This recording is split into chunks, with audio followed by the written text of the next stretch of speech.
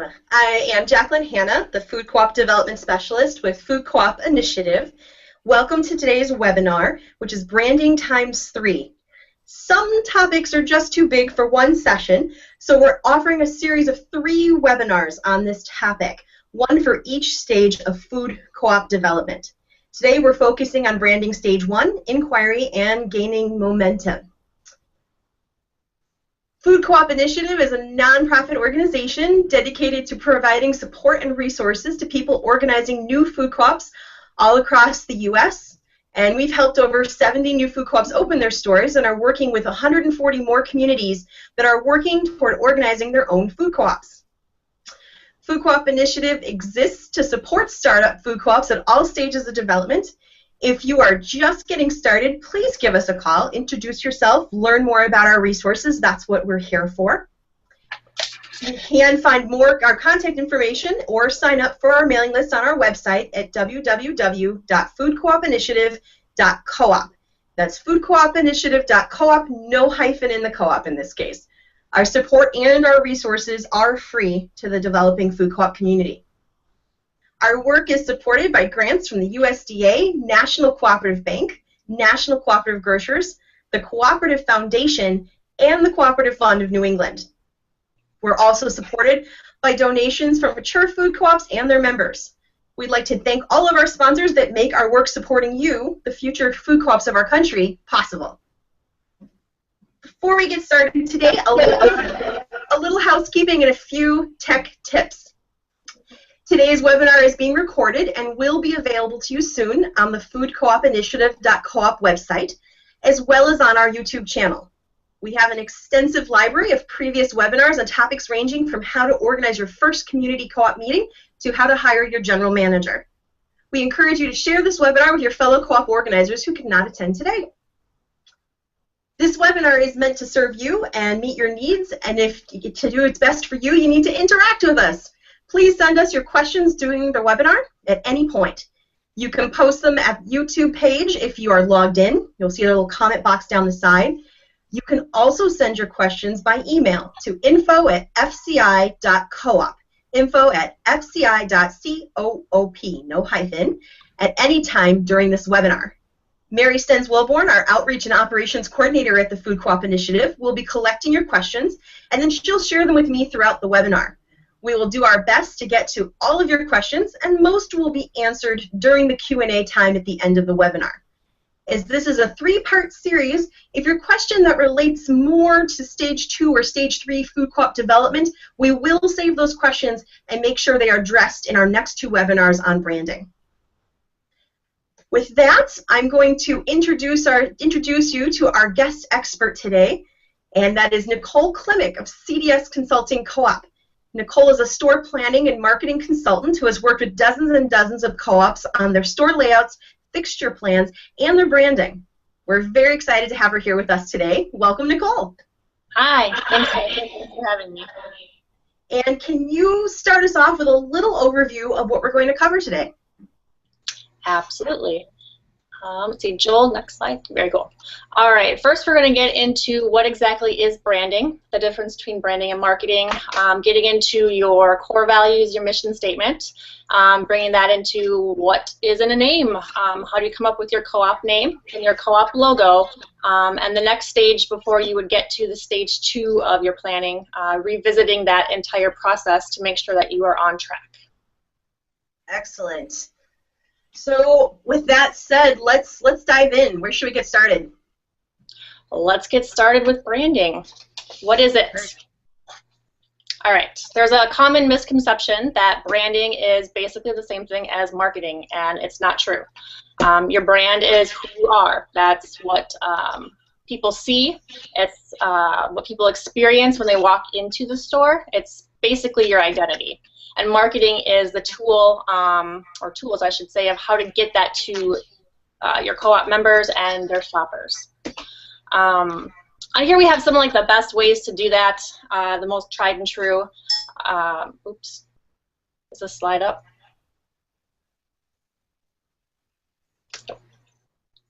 There it is. Oh, sorry. There you go. Oh, Thank you. Okay. Sorry. Loyalty, design, consistency, and strategy. So you basically want to make sure that you are able to be connected to your shoppers and your owners, your potential owners. Make sure that you are doing the best possible work that you can do for them, however that's serving them at this point and moving forward. Making sure that the design of your brand is, represents who you are.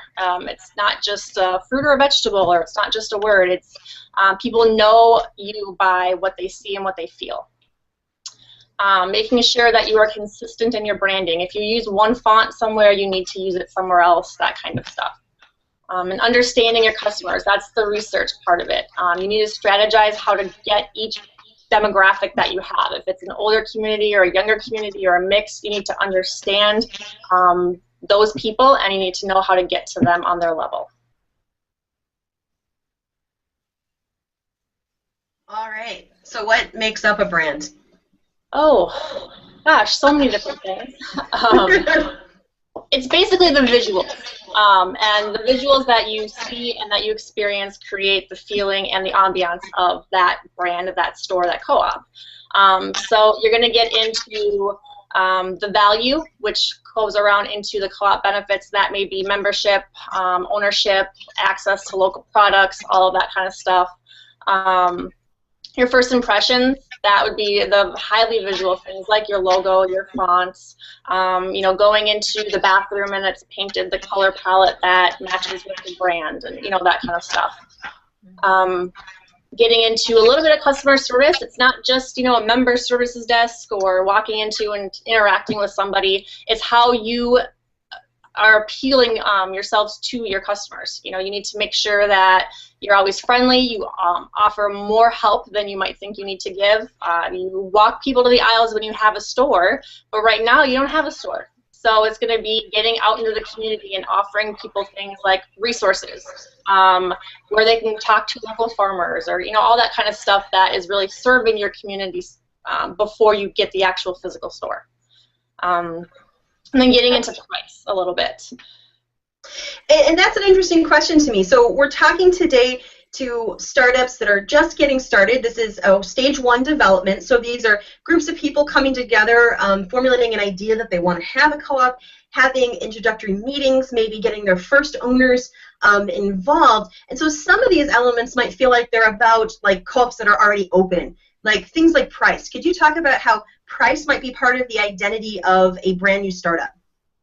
Yeah, you know what? It may not be for some startups. It may not be even for some more established ones. But for startups that might be in an area with lower income, or they're serving a non-traditional co-op demographics, like there's a startup in Greenboro that are serving an African-American, middle-class, lower-income neighborhood. They're going to address price because that's huge for them. That's why they want the customers to shop there, is food access with the right price. So that's going to become a big part of their identity. And it's more knowing if that is a big part of the demographic worries. And if it is, you need to address it. If not, then obviously you don't have to worry about it till you open the doors. So with a brand new co-op startup, they might be thinking about, is that going to be a major concern or issue? Like, do we see that as a major thing we're addressing, is creating food access at a low price? If it is, that's something you might want to talk about very early on in your brand and your understanding of what this co-op is going to be. And if not, if that's not maybe one of the top 3 things you're trying to get across, and I know you're going to talk more about identifying those top things soon, then maybe that doesn't really come into it. Exactly. That's exactly okay. Right. And then with impressions, just a little digging in there, we may not have bathrooms to paint yet, but even once you colors, one of your colors, that kind of thing, does that play into that? Yeah, absolutely. Impressions can be visual. That can be things that they feel. It can be things that they hear from other people. So making sure that the impression that you as a co-op, as a business basically, are making in the community, you need to make sure that it is visually appealing. Maybe you're wearing your co-op colors at a farmer's market or something like that, or your banners have all of the same font, all of the same colors. Just basically living your co-op and representing it, and then that makes the good impression on the community, and they're able to relay that to everybody else that they know. Great. So where do we start? We're a new startup organization, just starting start as a co-op. Where does the brand start? Where's the root of that? It already started when you walked in the door, but everyone's going to come in with their own ideas, and they may seem like they're in alignment with each other, but if there's a group of 5, maybe even 10 people, who knows, it depends on the community, they're going to come in thinking that they want, say, food access or sustainability, but all of those different buzzwords mean something different to me than they do to you. Like I always say, blue is to me what blue is to you. So what you have to do with your core values is get everybody together and get them on the same wavelength and give, I like to give examples. So making sure that your core values are more actions, and then making statements basically of how you can put those actions through, so how you can implement them. And oftentimes that doesn't really become apparent until you start working on your mission statement. So I always tell people to just document them in the beginning. Everybody get out pen and paper. Don't go over it. Don't dive too deep into it. Just write down what you think the co-op core values are.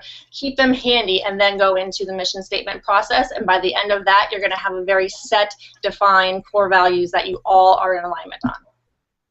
So this is an active process. You'd actually recommend that no matter how early on you are in developing your co-op, or how late if you haven't done this yet, that the core organizers sit down and write down what they think is the core values of their co-op, and that's going to be the first step. Absolutely. You need a starting point. You need that baseline that you have to measure off of. And if you can't do that with your core values, then you don't know who you are yet. And if you're not all in alignment and you're not able to convey that to everybody else, then your brand starts to fade away. So it's incredibly important, even though most people might not think that. It's definitely the very first place to start. Excellent. So we have our core values on paper. Now what? Well, now we move into the mission statement. Awesome. Your mission statement is basically why you exist. It's your core purpose. You may not think that it's incredibly important, or it may seem really corporate, or the ones that you see are incredibly boring and just kind of look like lists or bullet points. That's not how they're supposed to be. They're supposed to just, bring forth who you are. It's supposed to be the soul of your brand. It's supposed to be your identity and provide direction for the entire organization from the time you have your mission statement, all of the revisions that you're going to be doing, all the way to the end, so that your third general manager down the road in 20 years or whatever has that same value and that same core that you do. So up here I put on, I actually really like Nike's mission statement, and this is it: to bring inspiration and innovation to every athlete in the world. That's not one that you would typically hear. It's not one that I've ever heard a co-op have. It's short, but that is something that everybody can repeat, everybody can relate to, and you can put it up on the wall and it's still inspiring.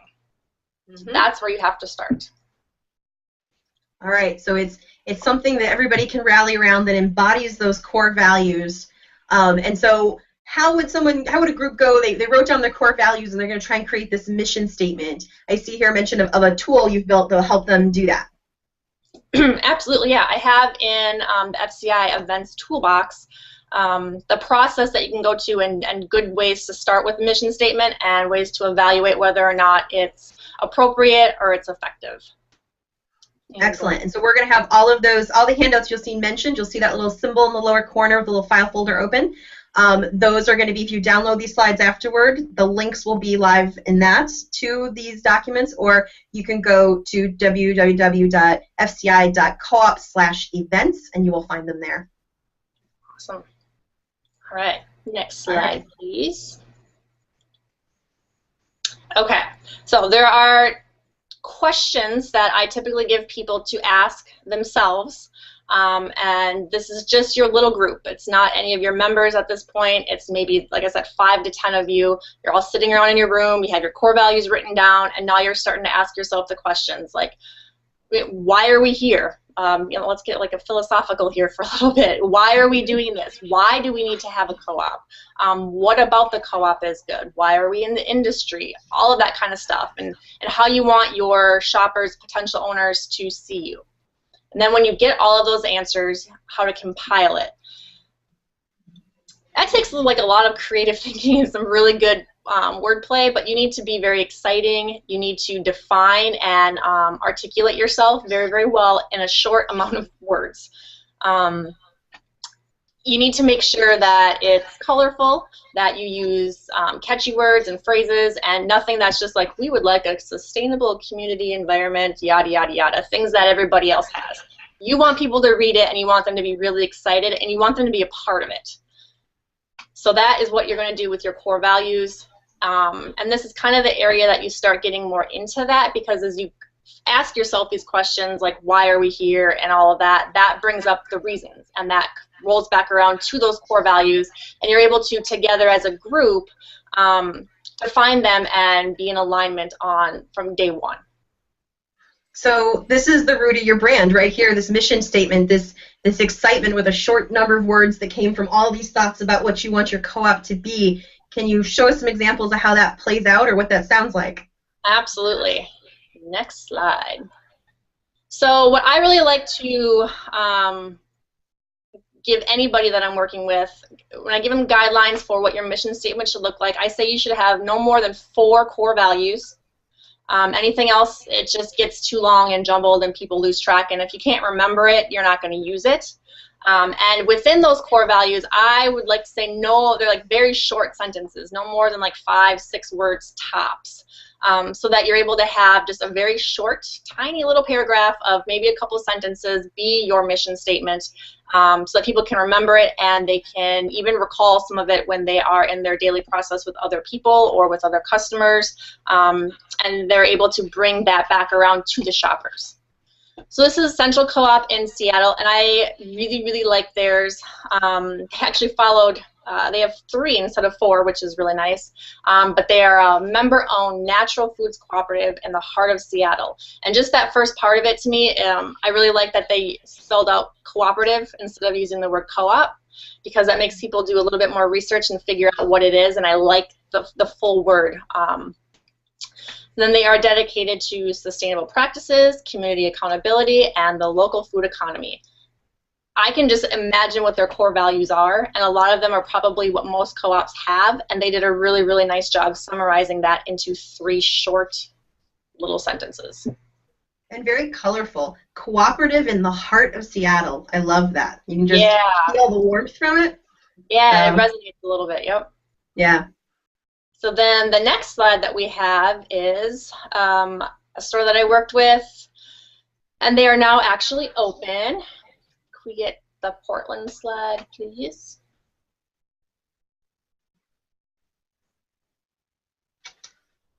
There we are. Okay, awesome.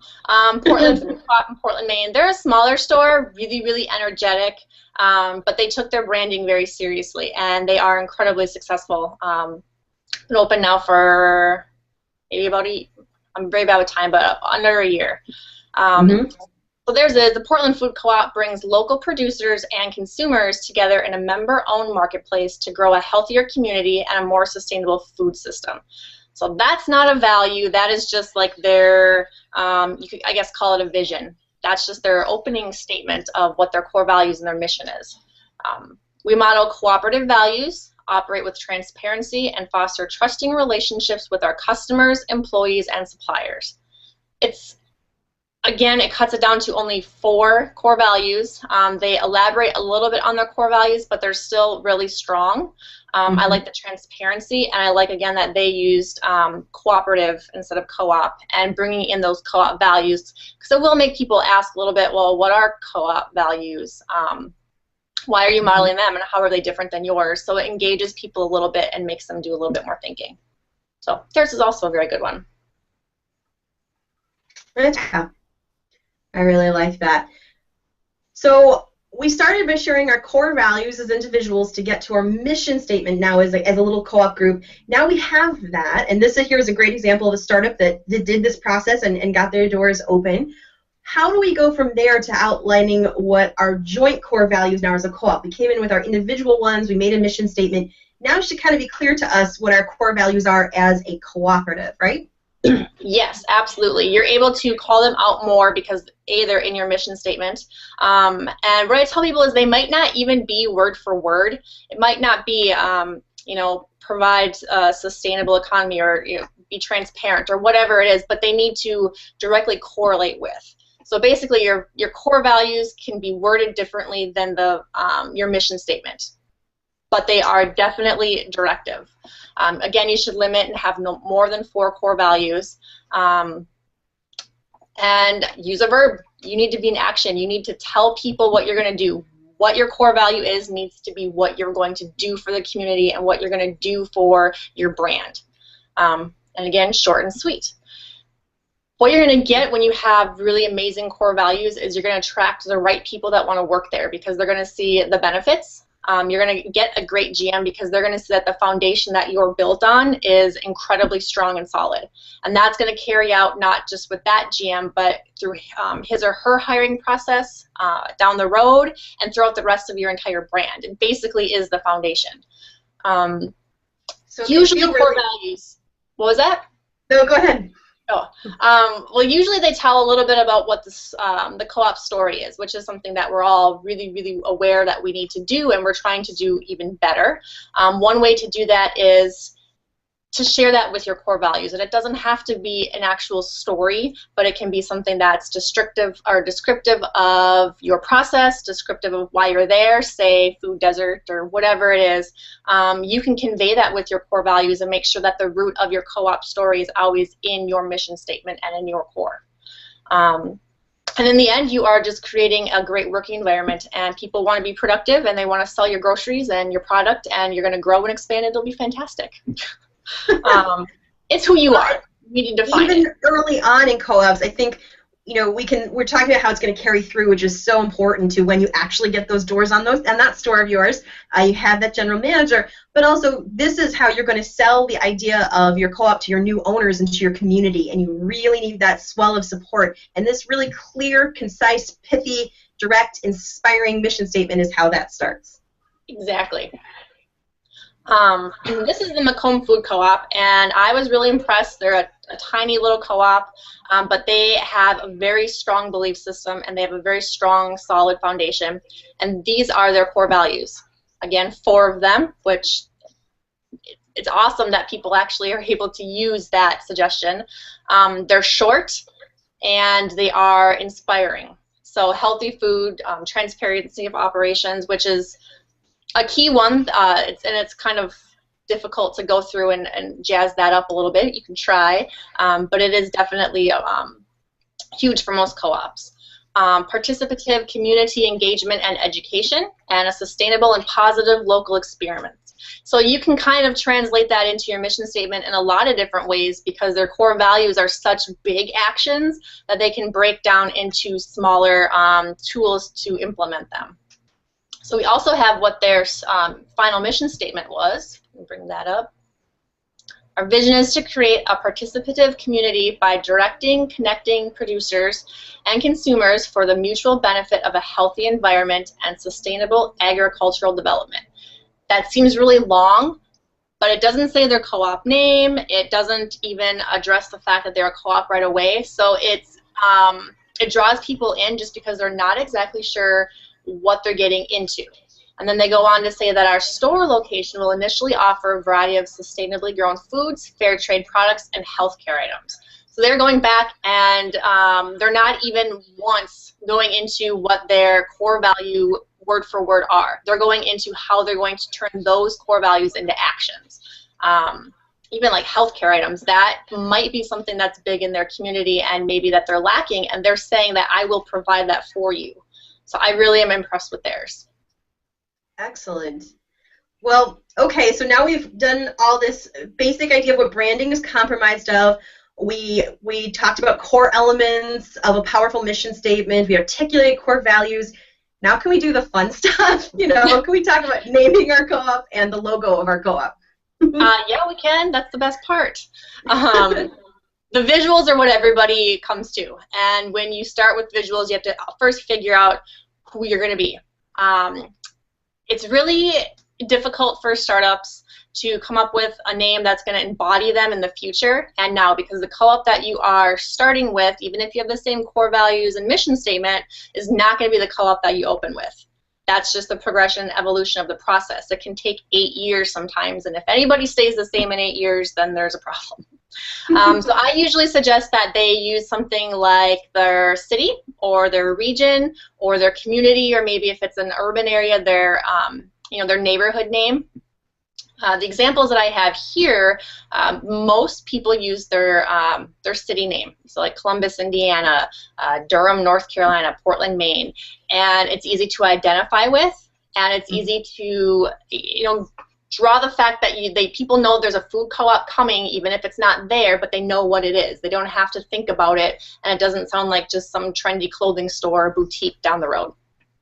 Well, it really puts the focus on the learning what food co-op means, because there's a lot, as a startup, you're going to have a lot of work to do to educate people as to what is a food co-op and why we want it. And when it says Columbus Food Co-op, well, if you're from Columbus, you know what the Columbus word means right away. We're done, okay? You're going to serve Columbus. So the focus is really brought into the conversation you need to be having with your community, which is what is a food co-op and why do we want it? Absolutely.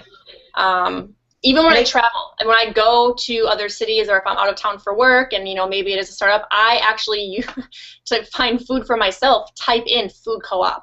And every time I'm in a city that a startup food co-op is in, they're always on the first to come, always, because they use that food co-op piece, and it's not a search engine that is hard for people to understand. They get it.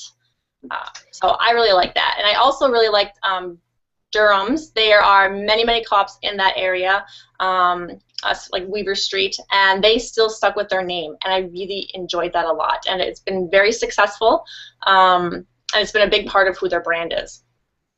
Now, we got a really good question from someone who's joining us today. They said, we're starting a brand new co-op. We've just pulled our board together, and we're trying to decide whether to use co-op or cooperative in our name. What's going to confuse people less? How do you approach that question? You know what? It really depends on the education level of your community. If there are a lot of food co-ops around, like I'm from the Twin Cities, there's a co-op in every corner. I grew up knowing what co-ops are. So to me, the word cooperative would be very strong and very useful. But if you're in a rural area that, maybe there's a co-op creamery, but it's so ingrained in your culture that it's not really known what a co-op is, then I would use the word co-op versus cooperative. Okay, great.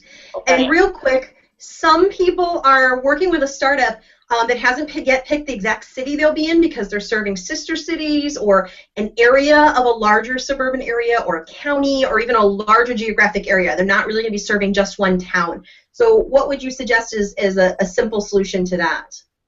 I would say do like Hub City. They're in Spartanburg, South Carolina, the first co-op in South Carolina, actually. And their name comes from the fact that they were the hub city for the railroad. It's been around for over 100 years. Everybody in that area knows it. They're not just serving Spartanburg. They're serving, half of the state, I'm sure. So they used something that was regional, that is identifying, and people will still know what it is, 100 years ago to now. So when you look up Hub City, Spartanburg comes up. You could do something like that. Say if you're in a different region, you could be like the Valley region, or if your region has one particular crop or something they're really known for, like if you're in Napa Valley or something like that, then you can draw in things that you're known for and bring that into your name. Excellent. And one quick point, I know a lot of you who are listening today and joining us are a really early development point, and sometimes this confusion about co-op with the hyphen and cooperative also goes to just how to write the word co-op. Their hyphen in the middle is absolutely necessary. Every once in a while we'll see it spelled C-O-O-P with no hyphen, just coop. That will truly confuse folks, so please go ahead and use that hyphen. Yes, absolutely. All right, well, let's look at some examples. Talk about how you develop logo. All right, so a little hierarchy here of that first logo. You're going to have to do a lot of research. You have to know who your people are, where demographics lie, and how to reach them. So you're going to have two different people that are going to be experiencing, or two different sets of people that are experiencing your logo. Your shoppers, your members, potential members, and your employees. So stemming from there, you need to figure out who they are. Are they, I have all the examples there, but are they lower income? Are they ethnically diverse? Are they in an urban area? What makes these people tick? Both the shoppers and the employees. I always stress employees because those are the people that you're going to draw from, are the people that are going to be your shoppers. They also want to work there, so you need to be awesome for them as well. You also need to look into your competition.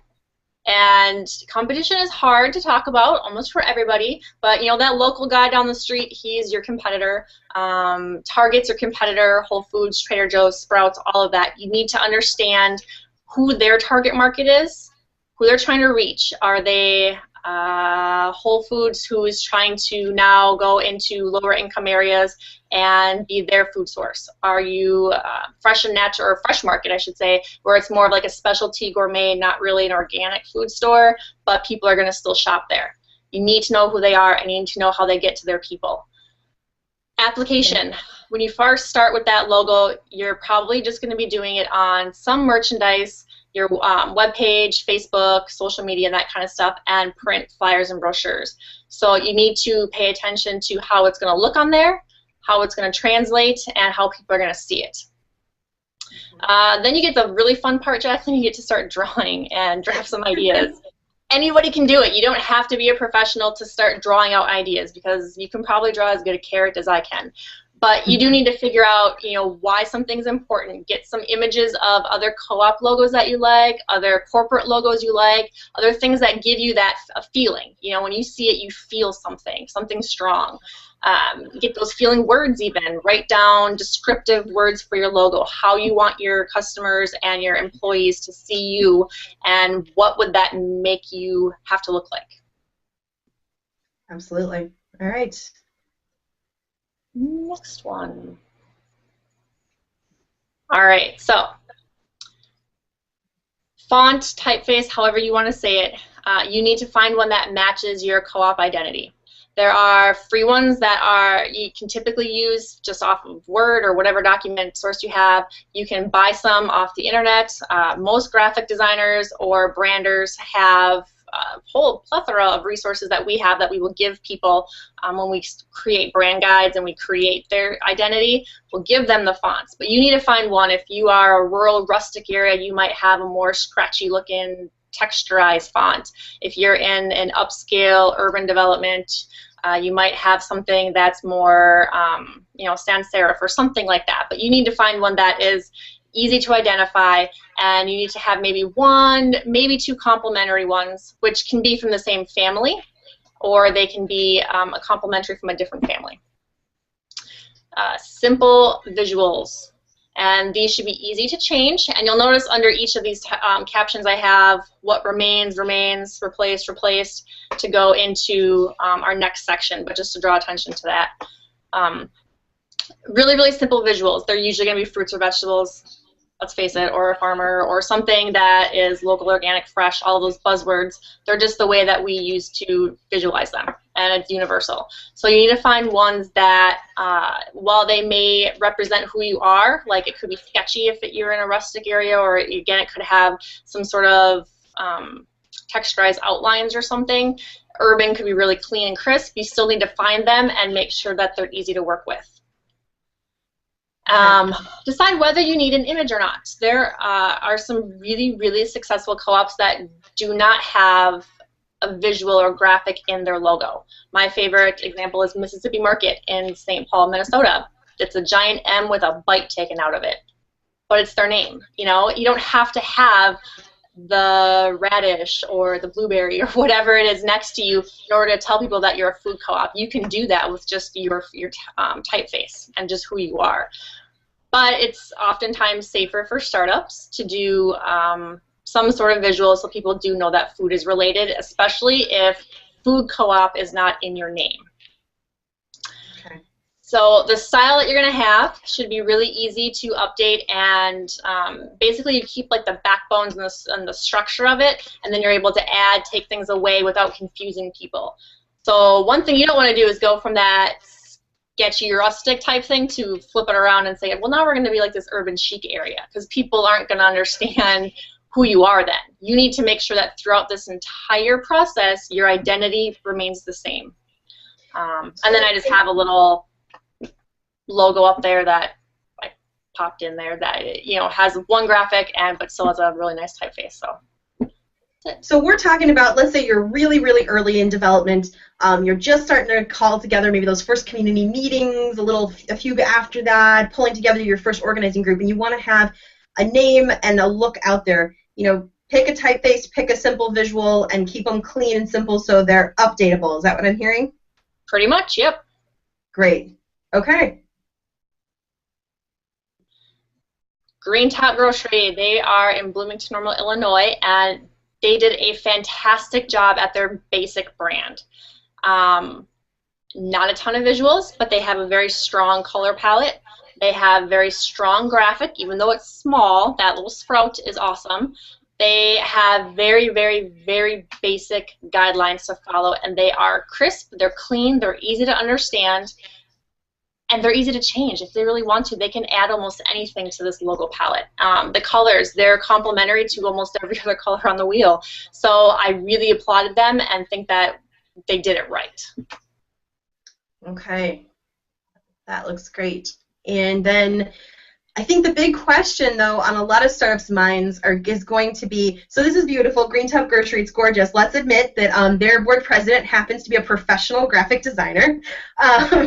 So it is awesome. A lot of startups, they struggle with finding the right person to get the logo done for them in a way that's really effective because, of course, money is an issue. So I know you said this is a really key thing, so I'd love to hear your thoughts on this. It is. You know, I get a lot of calls and a lot of emails from people that local college kids doing a project and can they do their logo? Or so-and-so's brother's really good at drawing. You know, every now and then they can get a hit on a logo, but a logo is not who you are. That's just one piece of your identity. You need to go through all of the steps that we talked about and more. This is a very condensed version of branding. It takes, you know, up to a year sometimes to figure out who you are and how you're going to convey that. But if you don't hire the right person or you don't have the right process, it's going to be messy, people aren't going to know who you are, and you're not going to be nearly as successful as you could be. So I always say don't ever hire someone that falls into the I've never really done this before, but I'm going to take a stab at it category kind of thing. Don't hire your friend's friend because he's good at drawing. You need to hire someone that's professional. Do not hire someone that has had little or no branding experience. Someone fresh out of college because they're cheap is not the answer. You can oftentimes find people that will do pro bono work. Most firms actually have an allotment that they need to work up to every year of pro bono hours. You can get someone that's inexpensive, like a smaller startup firm. They oftentimes have 5 to 10 years experience, but they're out on their own, so they have slash prices. If you do just a basic brand and not a full-out awesome brand standards, everything, and you just want the basics, people will usually give you a discounted rate. Okay. So you do need to hire someone that understands your business, that understands the co-ops. They need to, you know, we're hard to work with. I'll admit it. We have boards, you know, but boards that are very active, and a lot of corporate branding people are not used to that. They're used to, here's your option, and someone yay or nays it. They don't make a lot of decisions after the fact like co-ops do. You know, it's quirky about us, but we're hard to work with. So you need to find someone that understands that and that is willing to and excited to work with you. You should also find someone that is willing to work with your budget. You need to be very upfront about your budget. You need to say that you have X amount of dollars, you cannot go over, and ask them for a do not exceed contract, which is basically you get all of the tangibles that you need at this price or under, and then they will usually give you, you know, like a $100, $200 range of not to exceed this. But in the end, you're going to get what you need, and they're going to know that they might have to do a little bit of extra work. I would stress to not feel, don't be shy as a startup of approaching professional designers, maybe the best project, and asking if they'll do pro bono work, or saying, we have exactly $500. They often will look at the opportunity as an exciting opportunity, something interesting going on in the community. But if you don't have that opportunity, rather than falling back on someone who doesn't have really much professional design experience, brand experience, I just want to stress that Nicole does offer a discounted package for a very simple brand for startups that I think is very accessible, and or she will review materials you're having made by someone else or that you've tried to do in-house and give you some real feedback from her years of experience of working on brand with food co-ops. So please see Nicole as a resource. Absolutely. I always tell people it never hurts to call me or ask. I can definitely give feedback. I can review a lot of things. If you want to talk about how we can work together, that's awesome. But don't go in blindly. Please let someone, send it to Jacqueline if you want to. It doesn't matter. Someone has to review it that knows what branding is and how important it is. So Great. After you've done all of this stuff and you have all of your materials together, now it's time to do the revisit. And this is after you have, maybe 100 members. That's not comprehensive of every co-op story. Some we're going to get 100 members at their first meeting, and some are going to get 100 members in 6 months. So it's basically when you've been at it and you're slowly growing to a point where you have a decent turnout, you have a good presence in the community, people know who you are, you need to come back and revisit the entire process again. And it's a lot shorter, I swear. But you need to go through your mission statement, and this is when you start bringing in like surveys and all of that. We'll go over some formats on how to do that, and you need to get some better data from outside sources rather than just the 5-10 people that sat in on that first initial core value and mission statement area. The core values usually stay the same at this point, but sometimes they change, or sometimes 1 or 2 will change and we'll bring in new ones, but they don't have to, so don't be afraid if they don't. Your name will probably remain the same, but if it doesn't, that's okay, and it shouldn't actually change until stage 2, when you start bringing out your brand and you have a very strong identity and you're strong enough to hold as a co-op with your visuals and your brand, and then changing your name. So think about it now, but you don't do it right now. And then review the logo, and this is a time where you really should bring in people. If you have not brought in a designer already, now would be the time that you absolutely have to bring in somebody in order to have the best results. Okay. So revisiting the mission statement. In the FCI toolbox, I have examples of survey questions for both the co-op and for the owners or potential owners. And a lot of the questions are, how do you want the co-op to make you feel? Who do you think the co-op's target, well, not target, but who are they trying to serve? What part of the community are they going to reach, and what are they going to do? That kind of stuff. Sometimes I get questions about open sessions or doing this type of work at annual meetings, or even just a special monthly meeting or something, and it's really hard to collect real data at those. A lot of it ends up being people throwing out a lot of opinions, and they haven't really sat down and had a time or a chance to think about things and articulate how they're feeling. So if you are able to give them a survey, then they're able to think about it, and you're able to do a little bit more controlled data gathering because you have X amount of questions and they don't stray a lot. And if they do, they're handwritten, and you don't have to really take those into account. So definitely better than an open session. Once you get those results, can we go back to the other one? Sweet, thanks. Once you get those results, you need to evaluate what you have as your core values and your mission statement now, and what you have articulated from your shoppers and, well, your members, and make sure that they're on the same page, make sure that they're in alignment. You can do fun things to communicate these so that they are aware that they're a part of the entire process, and that their opinions and their thoughts are being heard. Some people will have like the mission party, they'll send links, they'll send really cool emails or that kind of stuff to people to make sure that they're engaged and following the process as it goes along. And of course you have to implement it, and you need to tell people how you're going to implement it. What are you going to do to make sure that everyone knows what your mission statement is, why it is, and why it's there. Now we can go to the next one. So core values, like I said, they usually don't change much. So the questions that you want to really ask yourself are more like, are they still relevant? Do any of the owners object to them? And you'll get that from any of the surveys that you would do, or even just talking to people, you'll know if they object to sustainability. They probably won't, but you know, it's really good to go through the whole process again and making sure that you are confident that your values are aligned. And then you have to make sure that your core values are aligned with the new mission statement and make sure that everything reads really, really well. So one of those things, like you might hear, I know a startup said that they had a certain vision and it was really about making a market for local farms, which is awesome, and then they did a survey, and what they heard is that there were multiple owners who were concerned that environmental sustainability wasn't mentioned. And so that would be kind of an aha moment. That might show up in your survey and go, oh, okay, you know, that now we're hearing that from our owners now. We made the first core values and mission when it was just a little group of us trying to get this thing together, and now we're hearing from the broader owner base, and they're bringing in a few new ideas, and that might happen in your survey. Absolutely. And it might not be something that you've even thought about. You know, a lot of the times it's not. All right, next slide.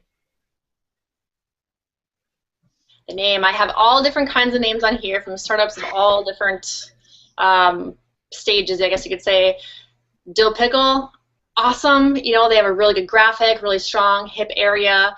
Honest Weight, they go by the honest weight of the old pioneers.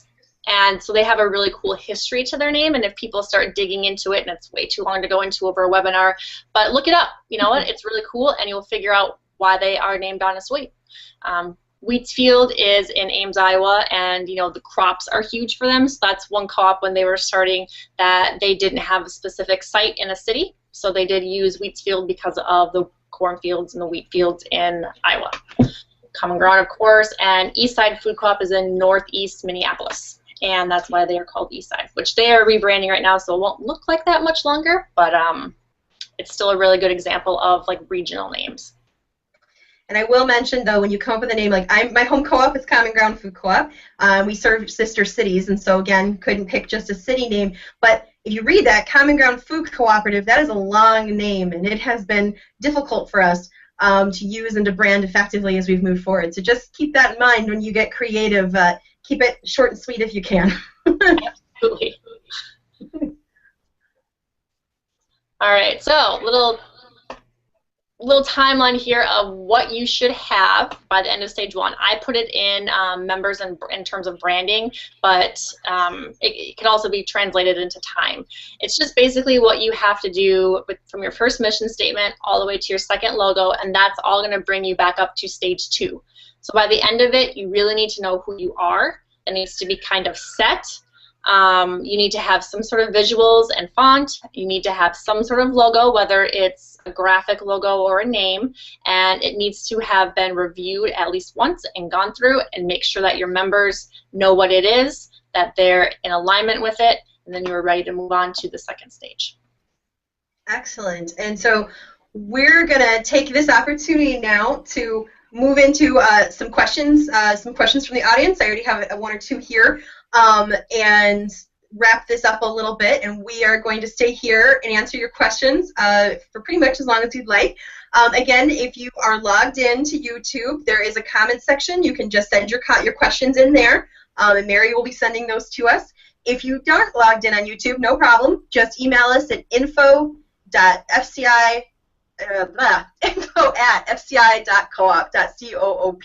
So you can email any questions there, and Nicole and I will field those questions. And can we actually go back to that last slide that Nicole was showing, because I think it really helps illustrate some things that are going to come up in these questions. About 2 slides back. This one, excellent, thank you. So one question we got for you, Nicole, was if you are revisiting your identity and your logo and your name and making it more in alignment with where your startup has grown to, when do we change the website domain? They're like, okay, we've got this old website domain. Do we change it when we're ready to launch the whole new brand? Do we just go ahead and do it now and have it redirect? When would you suggest doing that? When you have the brand established. If you have a new logo and a new name, that's when you do it. You're going to have like a brief transition period where you might do some redirecting, or you might, hopefully you're keeping everybody up to date on what's going on, saying things will be changing. You might have like an under construction period on your website domain itself, but you should definitely make sure that you know who you are and you have the full identity because you don't want to have to change it again. Okay, but best to do it as much as possible aligned with the kind of the releasing of the new identity, kind of make a big splash. Yes. Okay, excellent. We did have some more questions about the talking about co-op versus cooperative, cooperative market versus food co-op versus Mississippi Market, who doesn't mention co-op in their name, and talking about how to figure out how to align that with your community to create the least confusion, but also the most buy-in. And does that ever get in the way, of people buying into something? They're misunderstanding about co-op. Should we go ahead and really push for that word co-op or cooperative? Just your thoughts on that. Yeah, there are a lot of different schools of theory on this one. Education is what it really comes down to, and the fact that we as food co-ops are the only entity that can use the word co-op or cooperative, so for us it's a strength. But it does come into a downfall when people don't understand what a co-op is, or they think we're a bunch of like hippies who smell like patchouli or something, So if you have a preconceived notion about what food co-ops are or what like our culture is like, then oftentimes people will use that community market or like Mississippi Market or community-owned grocery store, whatever that new wordage would be. That's really only used if it's something that's trendy, if there is another co-op in the area, or if there's an aversion to food co-ops itself. But I typically tend to use food co-op or food cooperative just because it is the one thing that we can set apart, and our education and our business model are what we're really trying to get across to people. And it's going to be more difficult to do that if you don't say up front that you're a co-op.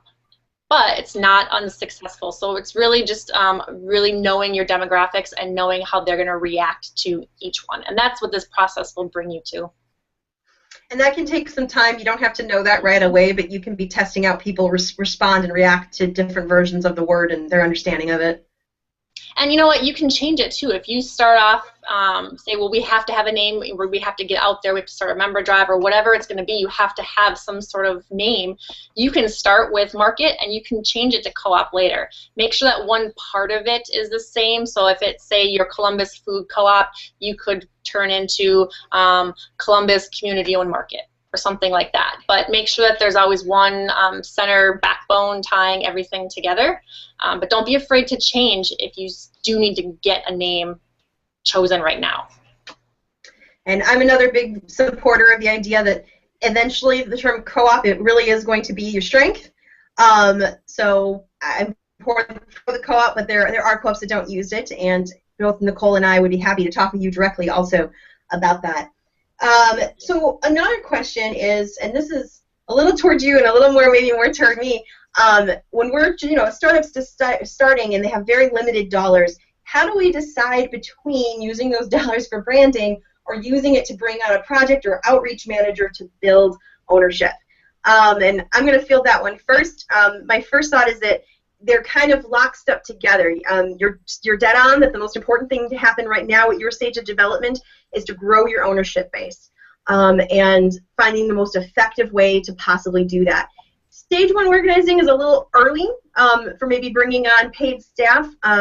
This is maybe the time for the board and your core organizers to really learn how to message, learn how to share the cooperative message, get out there and with the community. But whatever is going to help you build your ownership base and grow your ownership base, of course, is what's most important. The thing is, without a strong brand, it's hard to do that. And a lot of people think, oh, that's the superfluous, that's the frivolous stuff. We'll just have a little hand-drawn logo. That's not what's important. What's important is our mission. That's true. What's important is your mission. But if your brand doesn't communicate that mission in a way that really says we're going to be a real business, and feels welcoming to everyone, not that it doesn't express maybe this is a little thing happening over here with a little club of people who know each other, but that it's open, it's welcoming, it's serious, then it's not going to attract those owners. So you really are kind of in a little bit of a catch-22 with that. But I would say, again, look into your options for pro bono work with professional designers. If you already have something that's maybe, again, as Nicole was saying in the slides, go back and revisit them. Your first logo could just be one or two fonts that you swear to stick to, and a very simple clip art. And maybe that's good enough. And Nicole has offered that if anyone reaches out to her, she will review that for free and give you some feedback and input. So that can be a good place to start. But there is going to come a point where you're going to need that turned into a full brand that you can put on products, you can put in ads, you can put on signs, and that's going to come in stage 2 for sure. So it is a difficult catch-22, but they're lockstep together. You can't ignore brand. And you can't ignore building membership. They go together. And the questions keep disappearing on me after they're up for about 2 seconds. So I lost that last one. Mary, could you resend that one? There was something about website. Oh, I see something. You got it? Website, or is Facebook enough? Oh, okay. It's a good question. Is Facebook a good place to start, or do they need a website right away? You do not need a website right away. Facebook is enough for right now. Social media is, especially in our industry, proven to be stronger than most websites. If you have a really great website designer, really awesome graphics, then sure, bring it up too. They do play a big role, but mainly what you're doing is just repeating each other. So you're putting on your website what you put on Facebook and all that kind of stuff. So I tend to go with, for startups at least, I'm going to go with the free version and the one that's going to reach more people. And if you can invest some time and dollars into someone that is maintaining that if you want to. Otherwise, make sure that you have a dedicated person who is like your Facebook staffer and is out there looking at other co-op Facebook pages and their websites, Whole Foods, competitors, all of that kind of stuff to make sure that you have the most relevant. Make sure that you look at the data that you're collecting from your Facebook, like how many, it's not even like how many people you're hitting necessarily, but responses, questions. You can put on there really engaging photos, processes, like when you start looking at sites or you have a new board member or there's an election or something coming up. Facebook is that really instant here and now way to do things, so you don't need to have a website to do that. Excellent, and I would reiterate that Facebook is an extremely effective tool, and actually a lot of people still think of Facebook as maybe something younger people do, but actually their demographic is trending more and more to basically your demographic, you know, basically adults with jobs. And so it's used by a lot of people. It's dynamic, it's fun, it gives people a chance to interact. In the beginning stages, it's a lot more important than a website. Website will come, you'll need to have one to seem established, but if you don't have it in stage 1, I really don't think that's the end of the world. I've seen many startups be very effective without one, but the Facebook is critical. That's the first place people are going to look for you.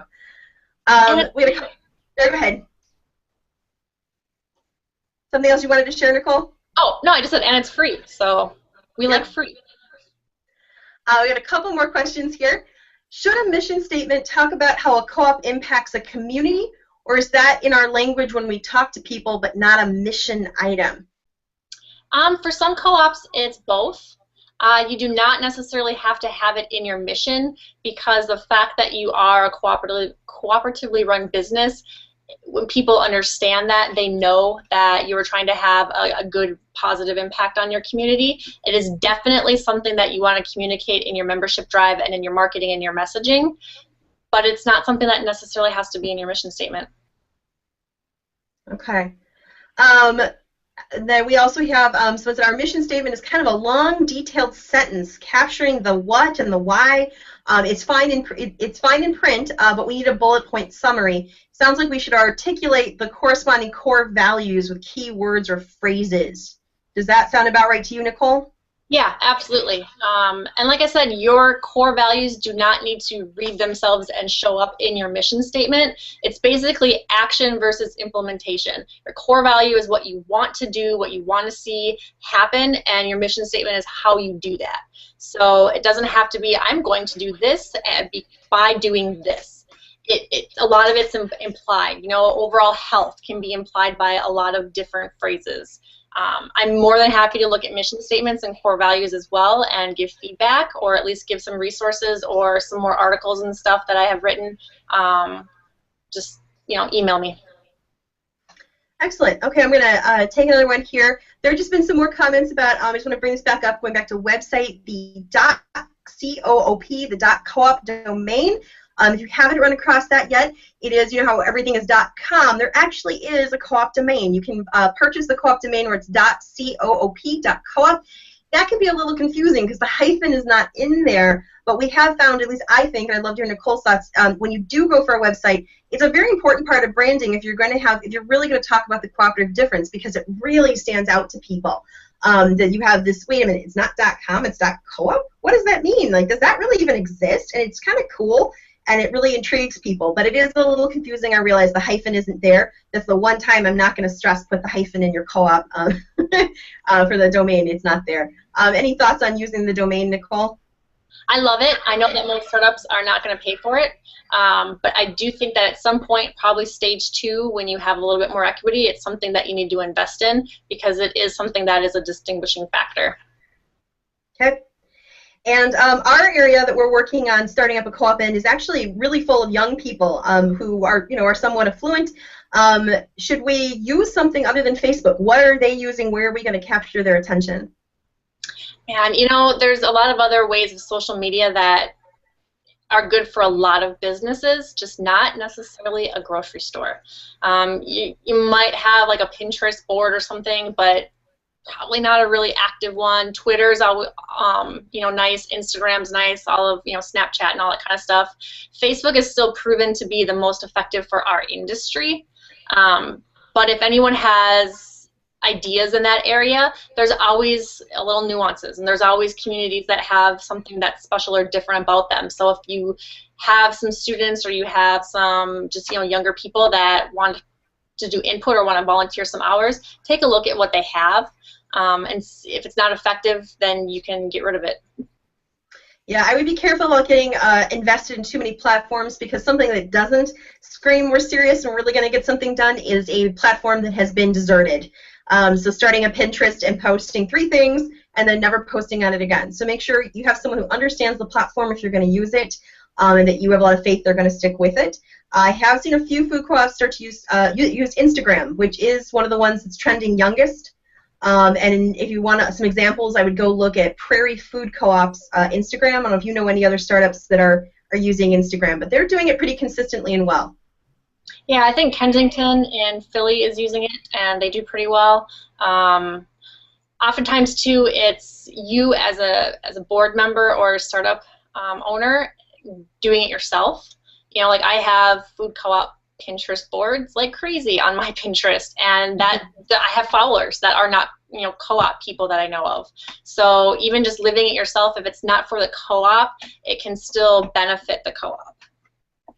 Yeah, and I've seen people use the Pinterest board as you start to visit other co-ops. If you're in a region that you're lucky is rich with other co-ops, or actually after a while when you start getting organized and people are excited, your board members, when they go on vacation, will find other co-ops across the country and bring home photos. That's a great way to use your Pinterest, is actually put up photos and examples of other co-ops so owners can see what this might look like if they're not used to seeing food co-ops in their region.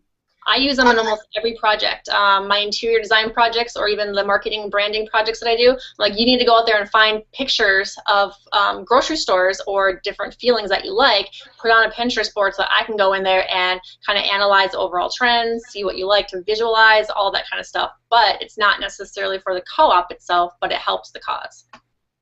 That's excellent. That's a really good point. I'm going to circle back and stress one thing, by the way. If you're going to get a co-op domain, .coop, they actually offer the first year for free, which is really helpful for startups. There is an annual fee after that, but the first year is free. So when you're ready to launch your website, again, take a look at that. We got one last question, and then we're going to wrap up. There was a question. Well, okay, there's 2 questions. One more question is about copyright issues to consider in branding. Can you talk a little bit about that? Yes, so I personally copyright all of my files and all of the work that I do, and then that includes store planning, any of the visuals that I send people, concepts, all of that stuff. Anything that leaves my creative mind is how I think it's worded in my copyright, belongs to me. As long as I put my copyright symbol on there, I am safe. And then when I hand over a brand guide or a store plan to a store, or even Common Ground, if I were to do an image or something, if you wanted to have that copyright, there's paperwork you can get, and it's free, and give it to that person and just like transfer the copyright title. You don't necessarily, and I say this lightly, but you don't have to have a copyright in order to use the copyright symbol. It does cost money to get a copyright. It's a good idea at a certain point. If you work with a professional, you'll get that copyright. Anyone, like myself, is going to have their own copyright that they will then turn over to you. But if you're doing something on your own, or you do end up hiring a college kid or whatever it is, you can still use the copyright symbol just to show that that creative thought is yours, and that does hold up. In most circumstances, it's not going to hold up in a court of law necessarily, but if someone does start using it, then if you have that symbol on there, it still signifies that it's part of your creative thought process. And if there are any more questions, I do have stuff on that too, and just give me an email and I can answer those. So one last story, I actually accidentally turned that into 2 questions. It was 1. So it seems like this startup specifically interested. They said, can we use a radish that looks like Common Grounds? We really like, they like that radish. This is a Common Ground food co-op. And the statement there would be is that we do a lot of borrowing in the cooperative movement. We call it P6, the 6th principle of cooperation among cooperatives. Certainly using a similar logo. I mean, there are a whole ton of restaurants and grocery stores out there that use a tomato as their logo.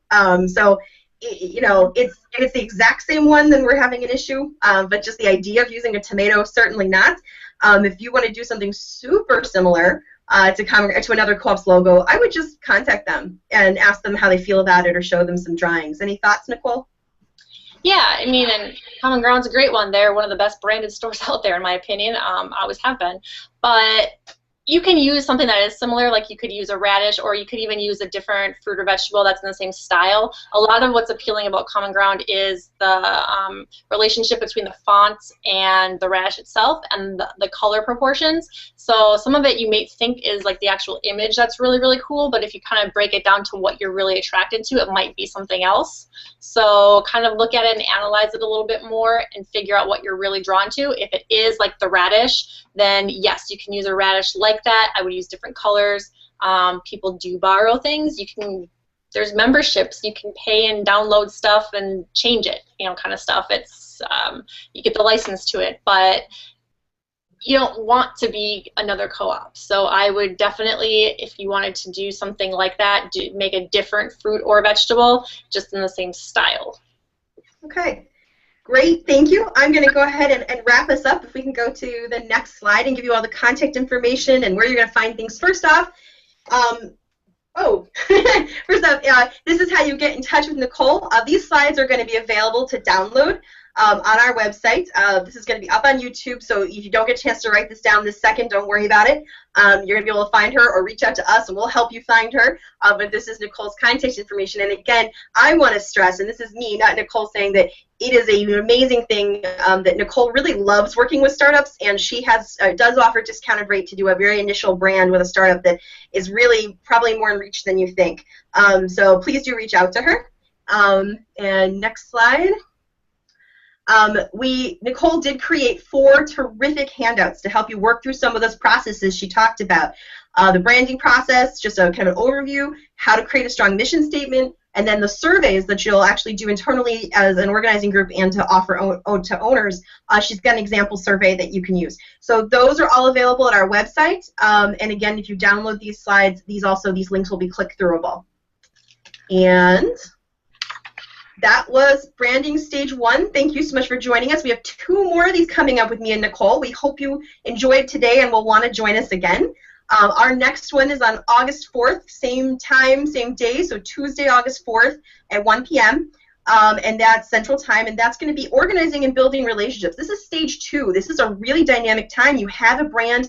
How are we going to use it now to really leverage ownership? What are the do's and don'ts? How do we brand our materials to raise awareness of our co-ops?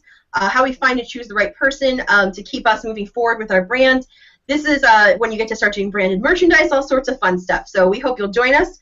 And then again, on August 18th, we're going to wrap up with the third stage of branding, which is implementation and opening the doors. And this is the part where, when you get to that phase, you very probably will work with Nicole or someone like Nicole.